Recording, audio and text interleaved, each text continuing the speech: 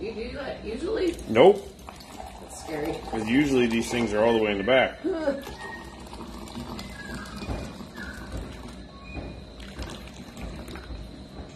at that. Proud of you. I know. I know. You should be. Good morning. Good morning. He was balancing his cup on the edge. Perched precariously on the precipice. Perched precariously on the precipice. Why are we this way? Good morning, all you rotten, nasty individuals. See, Gordon's here. Slow connection. What? Hello, good morning, awesome people. I thought we had like the highest speed internet on the world. In the world. I mean, we are on the world. We are. Are we? We're definitely not in the. I mean, we got the atmosphere. Part of our world is the atmosphere, so I say we're in it. Okay. In it. David, good morning. Gordon, good morning. God dang it. What? Thoughts for the day. We need to.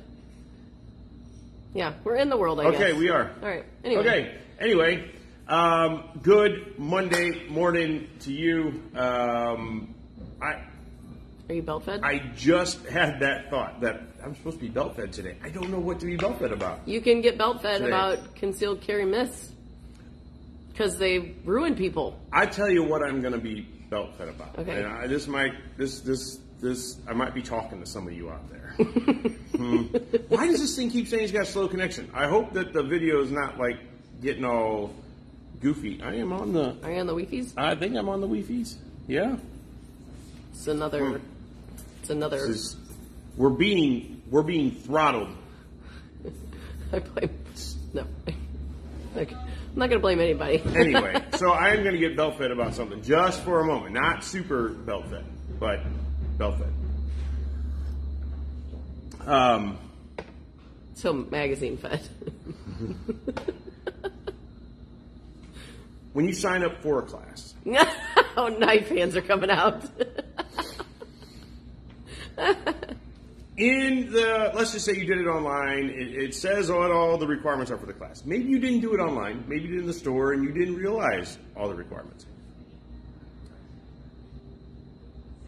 You do get an email about a week before that says, hey, this is what we're going to be doing in class. This is the stuff you need.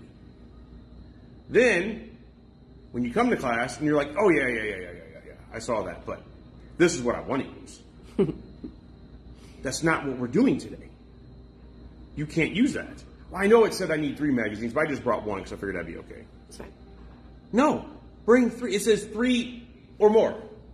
More's better. 3's, 3's the bare minimum. If you want to be a bare minimum person, 3's okay. More is better. Outside the waistband holster. There's no way to confuse that for an inside the waistband holster. But people do. Holster has to be outside the waistband. Well, this is what I've got. I understand that's what you've got. But you also should have gotten an outside the waistband holster for this class. Read the emails. I also love it when I say, oh, yeah, I got the email, but I didn't read it. I didn't read it. Well, it just... Read it. Here's why it's... I think partially the reason why it's so frustrating is because it's really easy for us to just be like, well, you didn't come with the stuff that is required for class, so you'll just have to not take the class. Truthfully, if I were to, there's many classes that I have shown up to that if I would have shown up without my things, they wouldn't have let me take the class, and I wouldn't have gotten a refund or an ability to take it again or anything like that. It's kind of like, okay, you're taking a higher level class now. We need to have these things in order and ready to go. We are very flexible with that stuff, and we really try to help everybody get through this, and we're not going to stop that. I'm not going to say that we're not changing anything in that regard, but please sometimes don't you take all advantage of make me it. Don't take advantage of it. We try, if we got a holster there, back there you can use, or you could borrow our belt, or we 100% want to make sure that you get the training that you're here for. But sometimes it is a little difficult when you're kind of lackadaisical about it and just like, it's whatever. We'll just make it work. And it does kind of hold up the rest of the class. And anyway, so Phil's no longer belt fed. I'm going to be not belt fed. Although I was just, as you're talking about things and how lenient we are, it was starting to make me want to go there because we are. And sometimes people we try so hard to be nice. And like she said, when I went to North Carolina to take a class, if I had shown up there without the required gear, they would have said, have a nice day. And I would have been out the money for travel, out the money for the class, and that's it. And it just amazes me when somebody shows up here, and this did not happen this weekend, but this has happened in the past. Like, hey, I'm here for, I'm going to be over the top of it. I'm here for a shotgun class, but I brought my AR instead. It's pretty much the same thing. Pretty much. So I want to take the class with my AR. No. Well, why not? Because this is a shotgun class. We should not. You bought a seat that we can't fill up. We should not give you a refund. We should not allow you to take the class another time. But we do. And then people start to try to take advantage of that. And they say, well, hey, I was going to come today, but I didn't get a holster yet, so I'm just not going to show up. Just move me to the next class. No. No. There's some level of accountability, like just carrying a gun defensively in general. Like you gotta have your head on straight and gotta think about what you need. So just the general concept as a whole. Just make sure you're prepared. Being prepared, having a good defensive mindset, and having all the tools you could potentially need, including your brain, is good. Yes, use it. Anyway, I will try not to stay on that because that's got me going. Anyway, what are we talking about today? Concealed carry myths. Like what's the best one? Dragons and stuff. Is that what we're talking about? Dragons. Yeah. I don't know how cool it would be if we had dragons. That would be. Yes. And terrifying. Yeah, of course. I can't control it. What's the number one concealed carry myth you've heard probably more than anything? Oh, man. I get it in almost every class. Everyone. I'd say probably, I don't know if I could throw this in as a concealed carry myth, but I defensive use of a gun myth. Okay. The drag him inside the house. Yep. Nailed it. Every class. So I heard my brother, who's former Army, told me that when this happens, that I just need to pull him inside the house. Let's just squash that one right now. No. Don't do that. They will know. They will know. That's not a good idea. On so many levels. Just no. Just squash. Just don't. We just won the internet. We squashed the number one concealed carry defensive use of a firearm myth on the planet. So hold on, we got to give whys, right? We got to give whys. You got to give the why. And my dad said good morning to you only. Oh, good morning, Brooke. Hi, Dad. Sure. Don Fitz, yo, Jim, good morning. So why wouldn't you want to drag the body inside? I mean, like, they kicked your door in, and you and your family are just sitting there on the couch enjoying some TV time, and then in comes this bad guy, kicked in your door, waving a gun around and everything, and you get your Master Blaster out and protect your family, and he just falls backwards outside. Grab him by his bootlaces and drag him inside the house. Go back to watching TV and then call the cops. No! Don't do that. The use of force in this particular case was justified. Reasonable. It's justified. Don't go and cause problems and questions by trying to make the scene look better. That's bad. Don't mess with evidence in any case, no matter if you're home or out in a parking lot. That fits. So don't mess with evidence. Now, there is one thing to consider as far as a crime scene. Your dad just said he loves me. Well, you better say it back. That's rude. I love you too, Brooke. But where was I? So, evidence. So, something to consider as far as evidence goes. Pay attention to what's around. You know, if this guy was lunging at you with a knife and you needed to use force to protect yourself, and then they stopped and then they dropped the knife and that knife rolled over next to, I don't know, the side of the building as they fell down, and then the suspect had a friend around the corner that reached down and picked up the knife, and now you just used force against a knifed person that doesn't have a knife. So if those are things that you can identify and at the crime scene and don't touch it, but when the cops show up, you can say, he had a knife, there it is right there. Before the paramedics and everything come in and start kicking stuff around and things like that. So it's good to be aware of the surroundings and pay attention to potential things like that. Just one caveat there.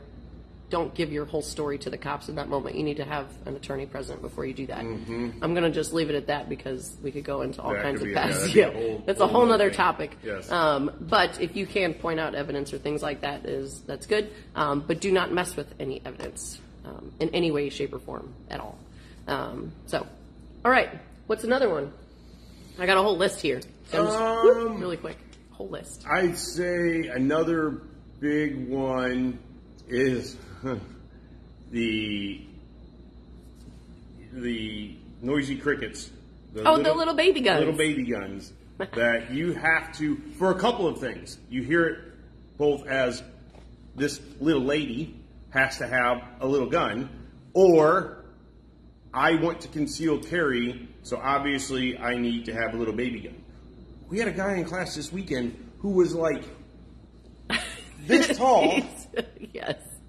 And he bought his hands were like this big. Dang, his hands were gigantic. It was like a baseball mitt. Yeah. And he had a Smith & Wesson bodyguard.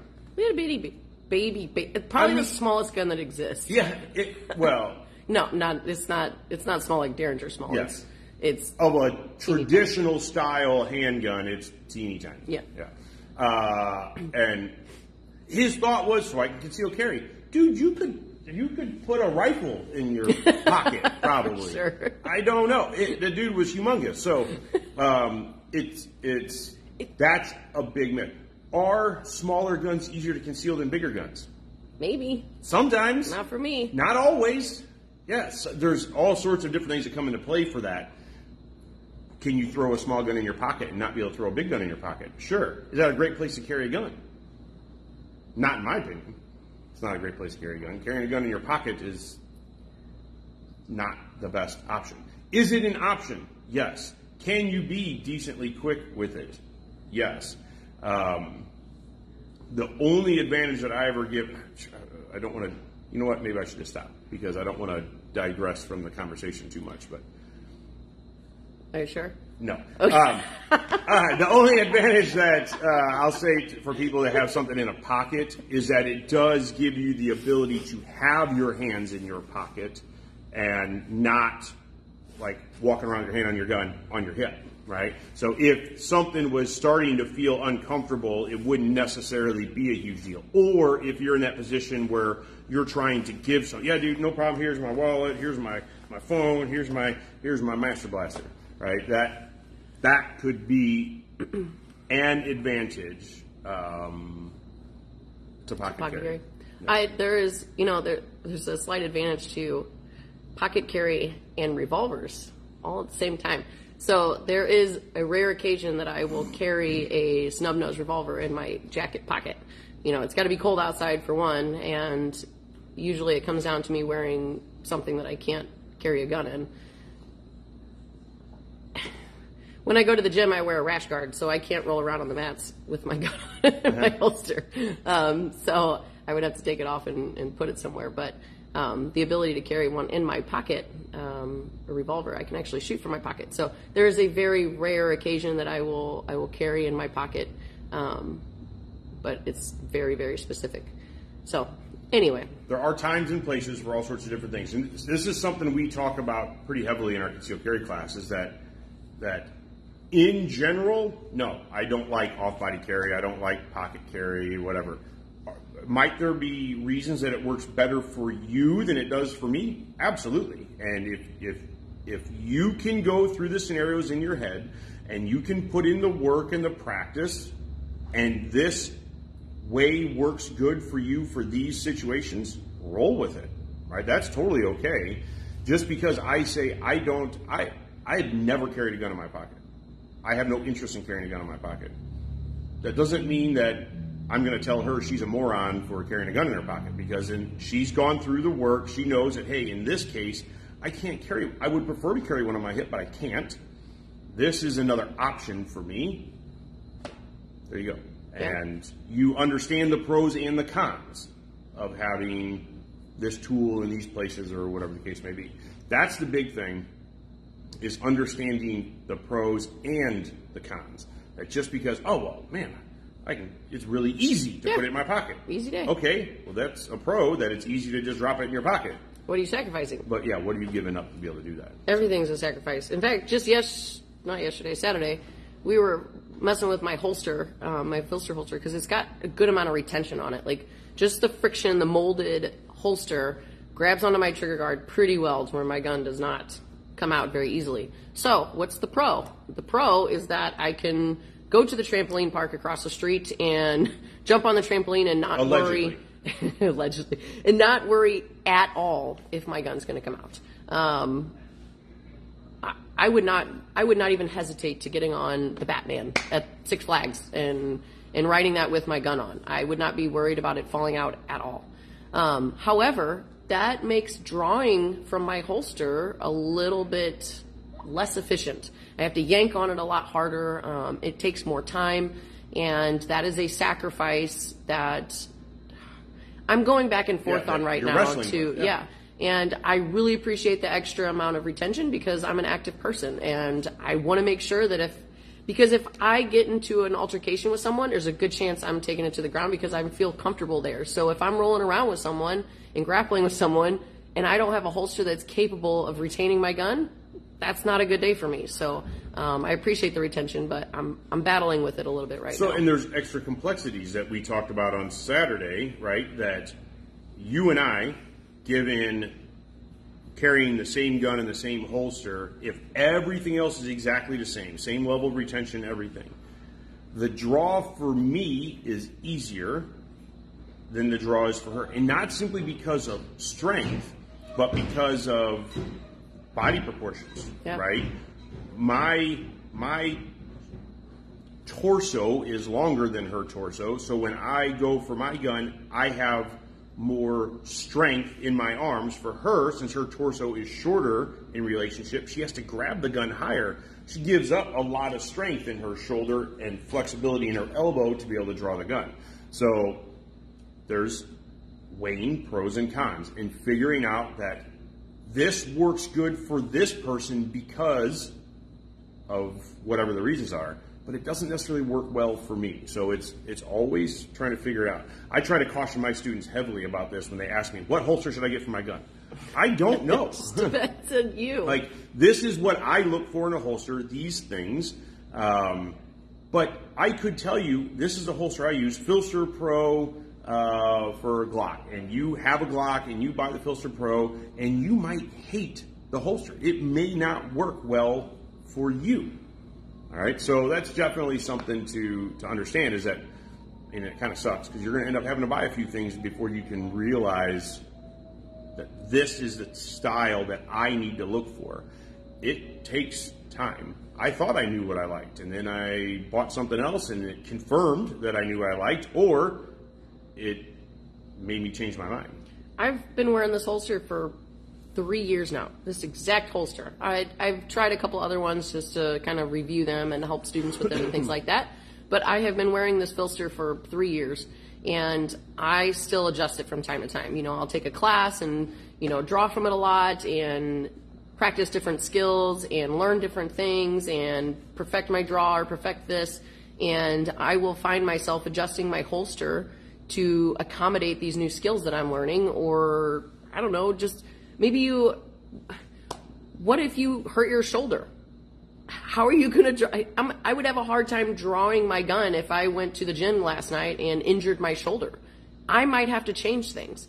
The more that you understand the complexities of it as a whole will help you navigate that world as you get older, as you potentially have injuries, as you have different lifestyle choices. This concept of you will never change that's not a thing. You will always be changing. So always reassess your gear, reassess your guns, reassess your situation, reassess your knowledge, and challenge what you do, and just make sure that you have a good understanding of the big picture of what your choice is. Doing it the same way all the time, simply because you've done it the same way all the time, is not a reason. It's an excuse. Yeah. It's an excuse to be lazy. I have absolutely changed up my stuff from time to time as far as maybe where I'm carrying or how it sits or whatever. Have absolutely changed up holsters. Like you see, if you watch this video back later, look at the comments, because there's a lot of people like, yeah, I have a drawer full of holsters, I have a box full of holsters, I have a closet full of holsters. Yeah. And that's really what it takes to try to figure it out. Now, there's also some of like, that thing just looks really freaking cool and I kind of want it. Like, that's okay too. There's nothing wrong with that. And then you try it on, you're like, this is disappointing. But it goes into a thing. Or maybe you have a very specific situation that I need a holster for this thing. I don't use it all the time, but when I wear this suit or these shorts or whatever, I have two that I go back and forth with. My Filster Pro that I carry here at work every day or anytime I'm wearing a belt. And then I have my Enigma that I wear most of the time, especially as we get into the summertime, because I wear, either gym shorts or even the regular shorts that I wear. I don't typically wear a belt if I can all get away with it. So I wear the Enigma with the Filster Pro on it. So it's easy for me because they're the same thing. But now we started to go down it takes a village of holsters. That's awesome. That's perfect. We started to go down the path of small guns, like the Noisy Cricket. I need a small gun because I'm a small person, or Dad, we talked about this. The vest? No, just keep it in my hand all day. Yes.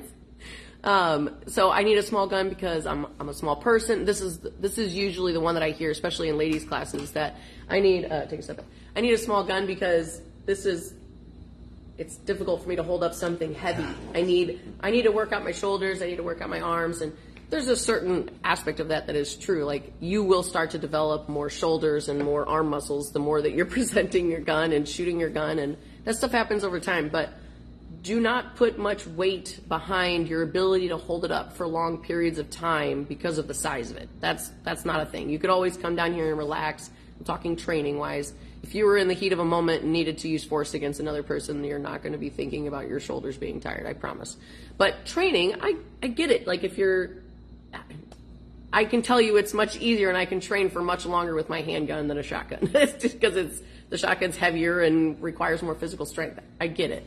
But handguns, you're making a big sacrifice when you go for that little baby gun. The concealment aspect of it. A lot of people choose a smaller gun because it's going to be easier to conceal. That may be the case. It's not to say that it's always the case. I'm gonna go grab a small gun. I actually have a hard time concealing a smaller gun. Most of that I think is just because of my body structure and just the way that my bones are and everything. If I wear a gun, which I tend to wear my guns a little bit higher because women's pants are not really low-waisted anymore. They're pretty high-waisted, so I tend to wear my gun up higher. And if I have a small gun, that the grip will keel outward. Even if I have a wing, it's just because that's a soft part of my torso right there. If I carry lower, like what most guys do, like Phil carries his lower on his hips, so that holster is actually going to have positive pressure against, I'm assuming it's pelvic bone or some sort of structure lower down. Because I wear mine higher, it's a softer area, so my grip wants to keel outward and prints a lot more. So to have more barrel down below the belt line keeps it from keeling, and especially for me. There was, when we had Baldwin days, I put my P365 on, because I carry a P365 sometimes, just a little bitty guy. And this was so freaking obvious when I was trying to wear it. And I was just wearing jeans or tack pants. I don't remember what I was wearing, but I had a belt. And I was like, I put my Glock 34 on. Glock 34, which is what, 5.5 inch barrel. I can conceal it way better than this guy. And it was like over full-size gun. So because it kept it flat up against my torso. That's me. That's my specific situation, how I dress, and the clothing that I wear. That makes sense for me. So I don't want you to discredit larger guns because you think you need a small gun to conceal. You're sacrificing capacity. Capacity is a huge aspect of carrying defensively. And if you're not familiar with Active Self-Protection, it's a YouTube channel that he goes over use of force situations, law enforcement and civilian alike. And he has a couple of these episodes where the things he's learned from watching tens of thousands of videos of defensive gun uses. And one thing that he harps on quite a bit is that civilians, I can't remember the number, it might be 1 or 2, but in tens of thousands of videos, he's maybe seen a civilian reload their gun once or twice, if not ever.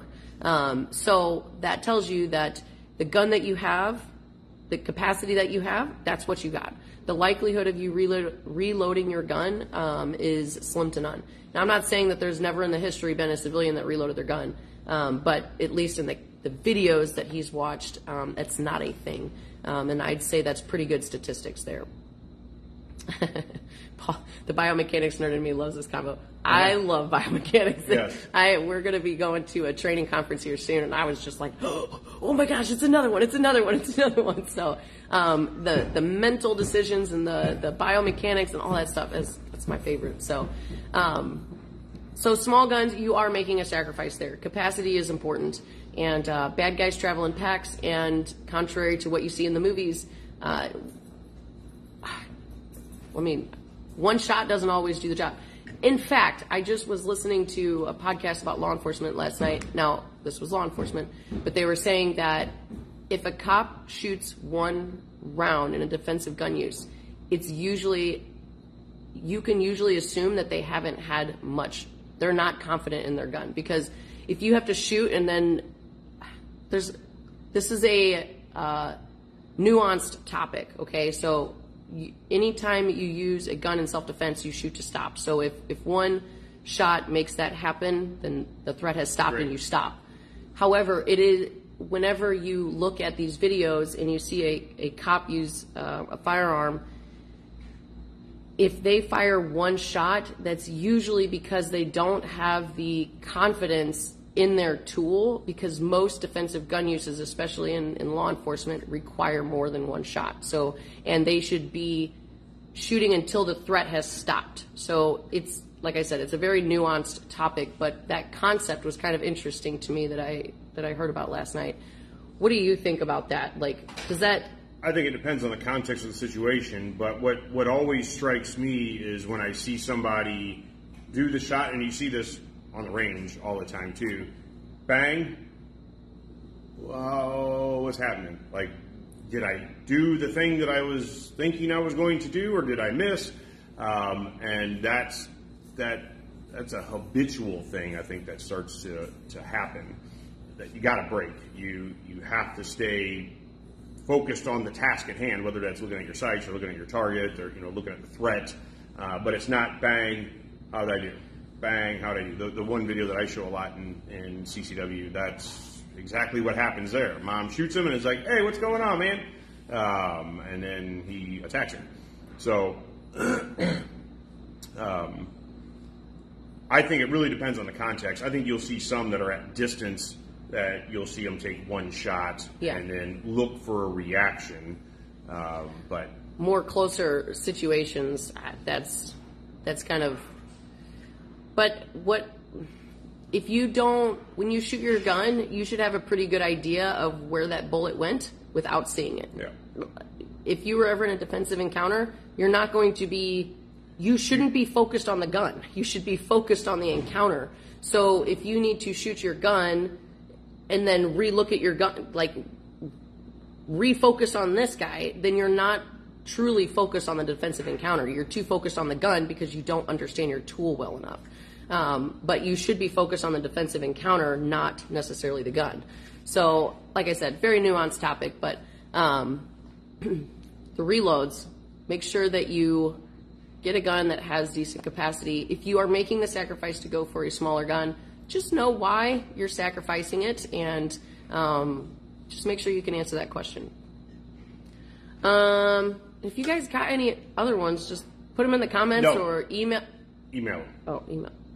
I mean, you could write a comment too, but yeah, if you have something, a CCW myth that you have, that you have heard that maybe you don't know is a myth, or you had people ask you this as the gun expert in the family or in the neighborhood, send it to us and we'll talk about it. Maybe it's already on our list. We have a whole list. Obviously, we're not going to get through our whole list today. We do have a class this morning that we have to get ready for. I don't know that we'll be on the rest of this week either, because we have classes every morning this week, which is awesome. Yeah. Don Fitz says, one-handed practice, if you have an injury and can't use one of your wings, can you still shoot proficiently? That's a good point. And I think it's more than the injury. I think you are much more likely to use one hand simply because you're pushing somebody off of you, or you're grabbing a loved one and pulling them behind you, something along those lines. The chance of you using one hand in a defensive encounter is pretty high. Yeah. And can you shoot your gun? Yeah. Without doing the whole... Yeah. Wait, hold on. Where you got to put your hand? Here we go. You know, like... King Jimmy, good morning. Dynamically shoot your gun one-handed. Just, you're faced with a threat, you draw your gun and just shoot it. Not put yourself in some crazy weaver stance or anything. Just... Right. That's it. Posture's a little... What is with... I think we've talked about this before, and this is diverging from our topic, but... That never happens. Never. Why do people exaggerate recoil? I want to understand that. Like, you ready to shoot my gun? Bang! Bang! I think it's a movie thing. I do too, but I want to know that it is or it isn't or whatever. I see people do it all the time. Shooting a .22 caliber pistol, and the gun goes bang! Bang! No. Like, you are recoiling the gun. Yeah. I don't understand. Anyway, sorry. Yeah, I all I can picture is just like an old revolver or something. I don't know why. Maybe there's some... Anyway, CCW Myths continued. Okay. What else we got? If you have your permit... Oh, what? Oh, I just saw one on there. Do it. Just go with it. This happened in my class last week. I had somebody show up in the morning, so on her list it said, I have to have a safety. Okay? So, in the morning, checking in for class, somebody said, hey, do you guys, I'm looking for this gun, but it's got to have a safety. And I said, I don't know if we have that. You can look later. We'll talk about safeties. Don't go run out and buy anything right now. We're going to talk about safeties later. And so, in class, I talk about my preference. I do not love manual safeties on defensive handguns. And this guy was like, whoosh. What do you mean? So I talk about it, why I don't like them and such, and that they have the ability to accidentally turn your gun off when you want the gun on, right? I do say that if you feel better for whatever reason, that's fine. In my opinion, you have to be able to operate that safety with just your strong hand thumb. For the reasons we talked about earlier, the chance of you having only one hand on the gun is high. You have to be able to turn the gun on, especially, off, but on especially with just one hand. And you have to be able to keep the gun on. Go through a whole litany of reasons. He's still not completely convinced. We go downstairs. He had a gun. He had a P365 with a manual safety. and I don't remember what the other gun he was looking for. He was looking for a larger frame pistol with a manual safety. Anyway, we go downstairs to shoot. I'm walking around, like I'm not one-on-one with him, but in the time I'm walking around, twice, while he's shooting his gun, he turned his gun off. Oh. Meaning turn the safety on. Yeah, turn the safety on accident. He's like, bang, bang. You know, safety, click, bang, bang. So how do you fix that, right? You tell them to keep their thumb on top of the safety. Yeah, I tell them to ride the safety like a gas pedal. So if you don't have your thumb on the safety, you got no gas. It's going to stop moving at some point. What if you have a gun with a backward safety?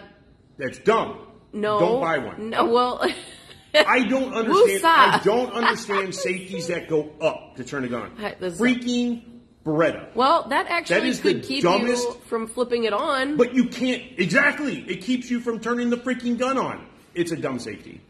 It's dumb. You know what's even more dumb is the guns with the backstrap safety and a manual safety, to the point where if you want to keep your thumb on top of the safety, you can't push in the backstrap safety. So, easy. Yeah. Easy garbage. Easy garbage. Wait. Easy garbage. Easy. Smith & Wesson Easy garbage. We're gonna have to do a whole... that called? Smith & Wesson Shield Easy. That's what I was trying to say. Mm-hmm. We're gonna have to do a whole live show on just that gun. Just that gun. I've had so many students have so many problems. So here's another thing. Gordon asked if that's how holes get in the ceiling. Probably not. Here's another thing. This is amazing to me too. And this is, some holes definitely get in the ceiling this way. Try to pull the trigger, nothing happens, and then they look at the gun and they keep pulling the trigger. Don't do that. Don't do that. Don't do that. Humans like to do that. Inspect like, hey, the gun solve. didn't go bang. Let me just bring it down here and aim this thing kind of, sort of in a direction that's hopefully not pointed at you or somebody else, and just keep doing this until maybe the gun goes bang and scares the shinola out of you. Don't do that. Don't do that. Don't inspect. Gosh, dang it. We digressed again. We had another squirrel moment. Sorry about that. That was my fault. That never happens. But I saw the safety thing, and since it just happened in class, so the big reason why we always hear, a very prominent reason why we hear that people need safeties on guns is because they have little kids in the house. That is the wrong answer. Worst answer. That is the wrong answer. I get it. You think, because you don't know what you don't know. But if you think that, okay, I have a gun in the house and I want to be safe with said gun, I have little kids, I want to make sure that nothing bad happens. That's good, okay? But if you say that now I'm the safe person because my gun has a safety on it, that is the wrong answer. Right. If you think for 1 second that your 2-year-old, 3-year-old, 4-year-old, 15-year-old can't flip a light switch, you're wrong. Who do you hand your iPhone to when the thing don't work? Your 2-year-old, and they figure it out, right?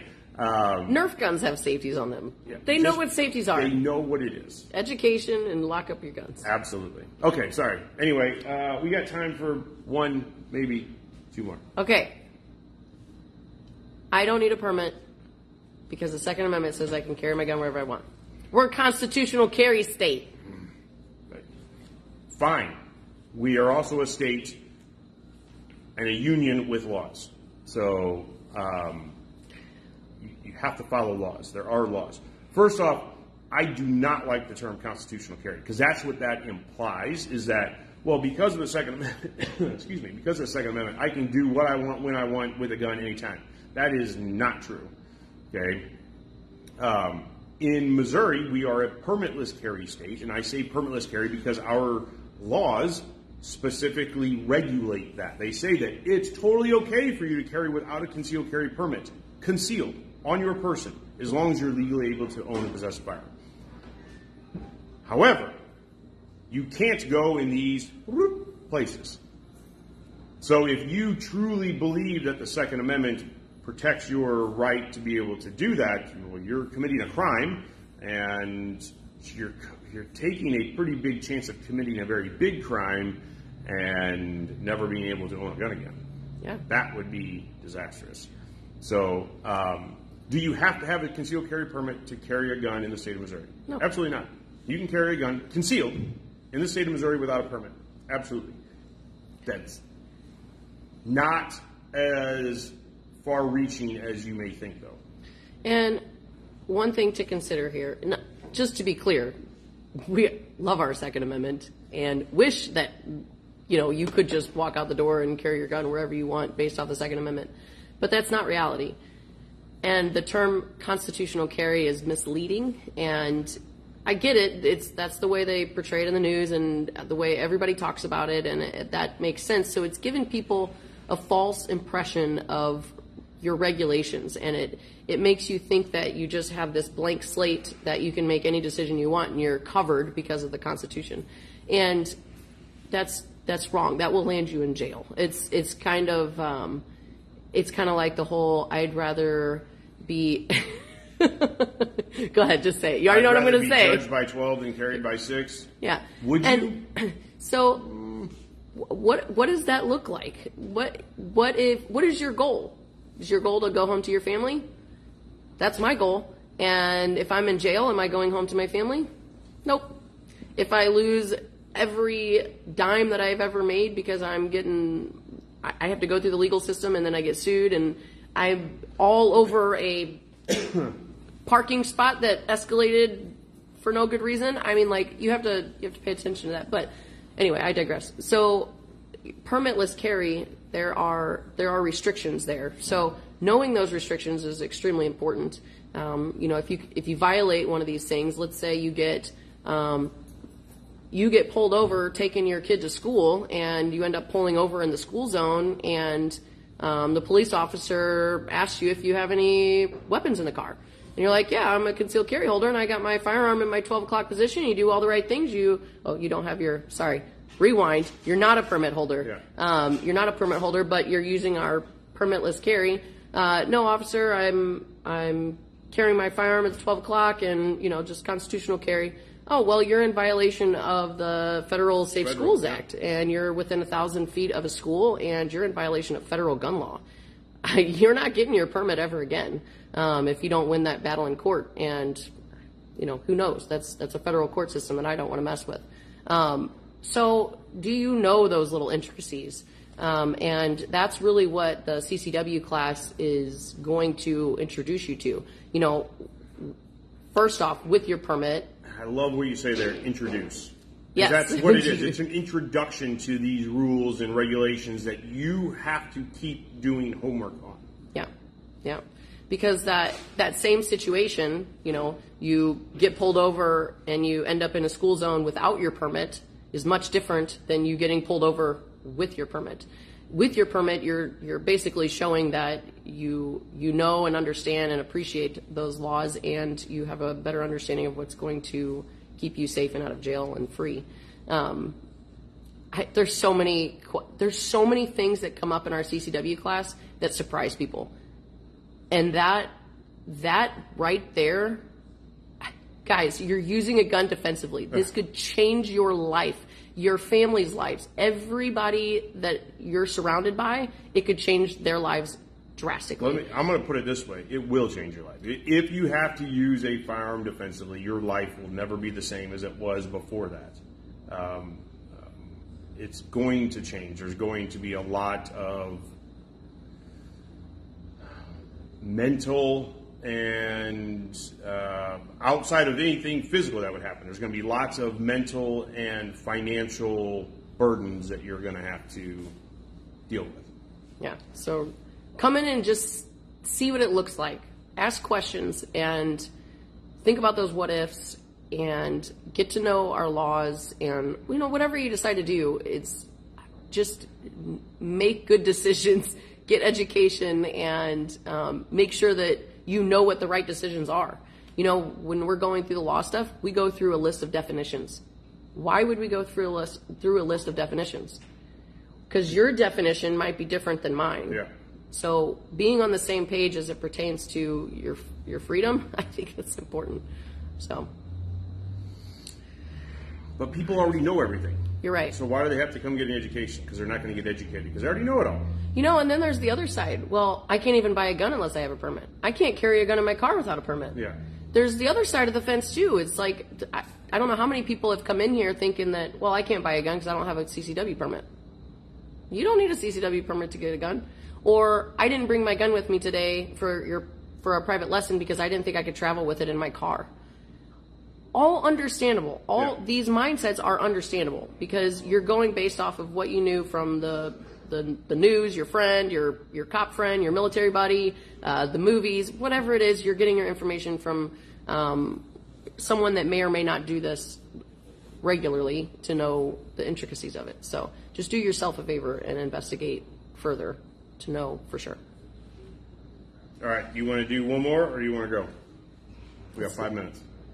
Let's see. Ooh. Warning shots. Oh my goodness. Oh, warning shots, injure, kill, stop. What do those words mean? Okay. Well, if drunk Tom kicks in your door at 11 o'clock at night and you decide to fire a warning shot and hopefully scare him out of your house, what did you just tell the jury, the prosecutor? That you weren't really fearful for your life. It didn't warrant a firearm, but you used one anyway because you just wanted to scare somebody. So you're using lethal force when lethal force isn't justified. You're portraying that. If it was just a warning, do you think if someone was trying to kill you that they deserve a warning? No. No. Hell no. If someone is doing something to the point where your life is in danger and you are in fear of losing your life, that is, you firing a warning shot is only going to tell the prosecutor or whoever is judging you that, well, a warning shot should have been proficient. And then that situation was not grave enough to warrant immediate force. Now, there's another part of this is like, well, I'll just shoot to injure or shoot to kill.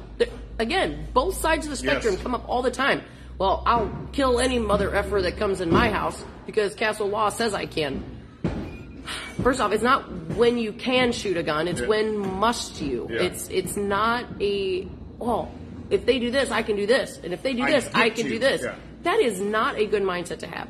Your mindset should be, man, I really hope it never has to get to this, but if my family and my life is in jeopardy, I know that I have this option. And if I have to, I'm willing to make that decision. And that's different. So active self-protection, John Correa, it's a shield, not a sword. But the concept of injuring, warning shots, or killing, those are all bad terminology to use. Think about the word stop, okay? You are stopping someone from hurting you to the point of death or serious bodily harm, or your family. So if drunk Tom comes stumbling through the door and, obviously you're reasonable in thinking that this person may be there to do you harm. We're not going to get into castle doctrine and all that stuff. We're just talking about reasonable stuff here. You draw your gun and you point it at drunk Tom and he's like, oh crap, I'm in the wrong house. And he turns around and goes away. You've stopped the threat. You win. You use deadly force because by definition, deadly force is a substantial risk of causing death or serious bodily harm. Okay. But you didn't need to fire the gun. Now, what if drunk Tom didn't care that you pointed a gun at him and he kept engaging you and coming into your house and proving to you that you're reasonable and using more force against him? And you took a shot, center of mass, and then drunk Tom stumbled over and laid on the floor and didn't move. Did you stop the threat? Absolutely. What if drunk Tom didn't stop with that one shot and he kept coming after you to the point where you needed to shoot all 15 rounds from your Glock 19 into him before he stopped trying to hurt you? You stopped the threat. That was the goal, to stop. But you need to understand your abilities. You need to understand your tool. You need to understand your decision making. You need to have a plan. Like, there's so many things about using defense that's more than just the tools. So making those good decisions is really important. Absolutely. All right, we gotta go. Okay. I gotta get ready for class. Bye, guys. Bye. You have a wonderful day. Good riddance. Week. Move along. Hey, email us things that you want us to talk about. More things like this, myths and questions you may have. If you have a question thinking like, I don't know if this is a myth or not, Maybe I should ask that question. Just ask it. Yeah. We don't have to put your name on there or anything. If you email us and say, hey, I have this weird question, it's probably a stupid question, just don't say my name. 100% happy to do that. So, what's the email address? Oh, it's training@therangestl.com. One more time? Training, TRAINING, @therangestl.com. Do it. Send us the email, send us the questions, and give us something to yap about on this. Yes, because we need so many things to yak about. We do.